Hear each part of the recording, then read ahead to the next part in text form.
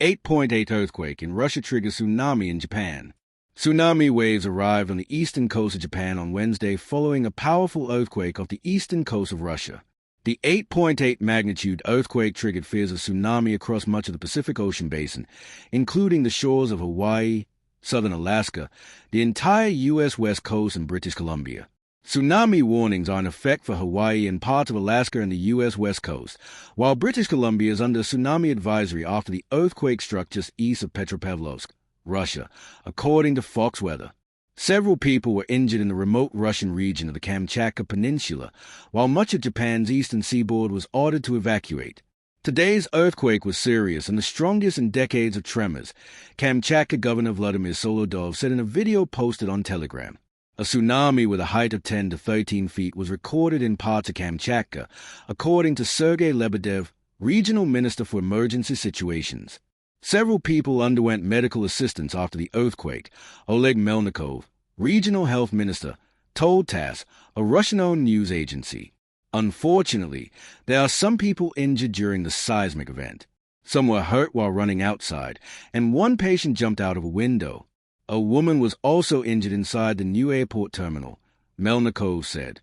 All patients are currently in satisfactory condition, and no serious injuries have been reported so far, he added. Russia's Ministry of Emergency Services said the port in the Sakhalin town of Severokurilsk and a fish processing plant in the area were partially flooded by a tsunami. People in the area have been evacuated. A kindergarten was also damaged, but most buildings withstood the earthquake and no fatalities were reported, the ministry said. Japan's weather agency said it expected tsunami waves of up to 10 feet to reach large coastal areas.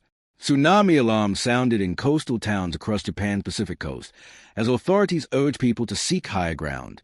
Many people on the northern island of Hokkaido were seen on the roof of a building, sheltering under tents from the beating sun, as fishing boats were removed from harbors to avoid potential damage from the waves, according to footage on public broadcaster NHK.